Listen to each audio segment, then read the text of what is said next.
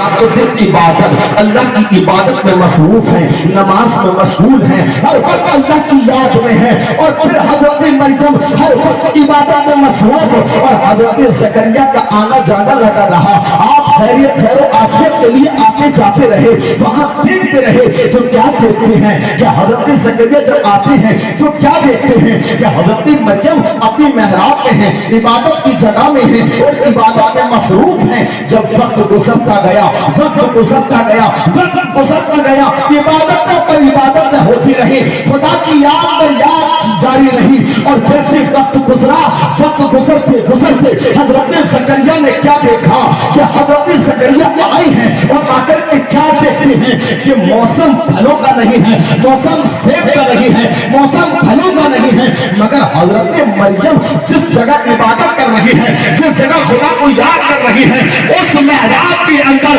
بے موسم کے پھل آ رہے ہیں۔ مچل کے بولو سبحان اللہ۔ حضرت زکریا حیران ہے، بڑے تعجب میں پڑ گئے، اور حضرت زکریا نے کہا تھا اے مریم یہ میں کیا دیکھ رہا ہوں، یہ موسم کے پھل کیسے آ رہے ہیں؟ ابھی موسم کا پھل نہیں ہے، ابھی پھل کا موسم نہیں ہے، لیکن آخرکار یہ بے موسم کے پھل آ کہاں سے رہے ہیں؟ تو حضرت مریم نے کہا تھا یہ میرے رب کی مرضی ہے، وہ جب جس کو دینے پر آتا ہے تو کوئی حساب دیتا ہے۔ غوث اعظم سے محبت کرنے والوں اور منتیں مانگنے والوں، جائز منتیں مانگ کر اپنی منتوں کو پوری کرانے والوں، میری بات پر توجہ دو، ورنہ بات سمجھ میں نہیں آئے گی، بات پوری سمجھ نہیں پاؤ گے۔ حضرت مریم کے اس محراب پر بے موسم کے پھل، حضرت زکریا بڑے پریشان، جب مریم سے کہا تو حضرت مریم نے کہا یہ رب کی مرضی ہے، جب رب دینے پر آتا ہے تو بے حساب دیتا ہے، بے حساب رزق عطا فرماتا ہے، دینے والی ذات رب کی ہے۔ اللہ اکبر۔ حضرت زکریا بڑے پریشان، اب دلی دل میں سوچنے لگے کہ میری عمر بڑھاپے پر آ چکی ہے، ضعیفی کی عمر آ چکی ہے، میں نے بہت منتیں مانگ لی، میں نے بہت منتیں مانگ لی، میں نے بہت دعائیں مانگ لی، مگر اللہ نے مجھے کوئی اولاد نہیں دی ہے۔ میں بڑا تمنا رکھتا ہوں، میں بڑا منتظر ہوں اپنی اولاد کا، اللہ مجھے اولاد جیسی نعمت عطا فرما دے۔ حضرت زکریا اپنی دلی دل میں سوچ رہے ہیں کہ میں نے ابھی تک اللہ سے دعائیں کی، میں نے عبادت گاہوں میں جا کر دعائیں کی، بیت المقدس میں جا کر کے دعائیں کی، میں نے سجدے کی حالتوں میں دعائیں کی، میں نے ہر جگہ بہت کوشش کی پر دعائیں کی، مگر دعائیں قبول نہ ہوئی۔ ہو سکتا ہے کہ جب یہ مریم کے محراب کے اندر جب بے موسم کا جب پھل آ سکتا ہے تو میں ضعیف ہوں، بے موسم کی اولاد خدا مجھے بھی دے سکتا ہے۔ نعرہ تکبیر، نعرہ رسالت، جشن موصول بنا، جشن موصول بنا، نعرہ تکبیر، نعرہ رسالت۔ حضرت زکریا علیہ السلام اللہ کے نبی ہیں، حضرت مریم کے محراب میں آئے اور آ کر کے اپنے ہاتھوں سے آنسو کو جاری کیا، ہاتھوں کو بلند کیا اور اپنی بارگاہ میں دعا کرنا شروع کر دی۔ مالک تو جہاں، پروردگار عالم، اے غفور الرحیم، جب تو اس مریم کے محراب کے اندر، جب اس مریم کے عبادت گاہ کی جگہ پر مولا جب بے موسم کو پھل عطا کرتا ہے تو مولا میں ایک ضعیف ہو چکا ہوں، پر میری بڑی تمنا ہے کہ تو مجھے اولاد عطا فرما دے، لیکن مولا میری کوئی دعا نہیں سنی جا رہی ہے۔ بیت المقدس میں دعائیں کی، مولا قبول نہیں کی گئی، ہر عبادت میں دعائیں کری پر قبول نہیں کی گئی۔ مولا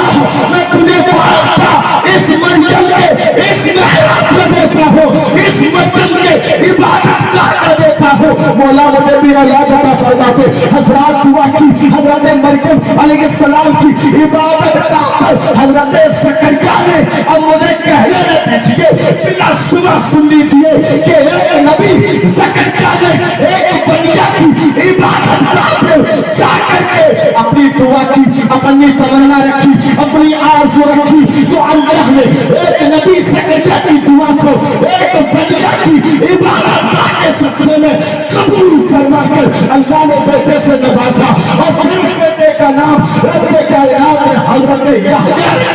سبحان اللہ، سبحان اللہ، نعرہ تکبیر، نعرہ رسالت، مسلک اعلیٰ حضرت، علماء اہل سنت، نعرہ تکبیر، نعرہ رسالت۔ जायज मन्नत मांगने वालों समझ गए होंगे कहाँ मन्नत मांगना जायज है, मन्नत मांग लेना चाहिए, मन्नत मांगना चाहिए, पर जायज मन्नत है। अब आगे सुनो, तो हजरत मरियम की इबादत गाह, जहां हजरत मरियम इबादत कर रही थी और इबादत गाह के सदके में अल्लाह रब्बुल इज्जत ने बेमौसम फल अता किए और उस इबादत गाह की बरकत से अल्लाह ने हजरत ज़करिया अलैहिस्सलाम को औलाद ज़ईफ़ी की उम्र में अल्लाह ने औलाद अता फरमाई। अब मुझे बिला शुबा कहने न दीजिए कि जब एक बंदा की इबादत गाह, जहां इबादत करें, जहां नमाज़ें पढ़ें, जहां तिलावतें करें, जब उस जगह की बरकत इतनी होती है कि अल्लाह पे मौसम के फल अता करता है, तो फिर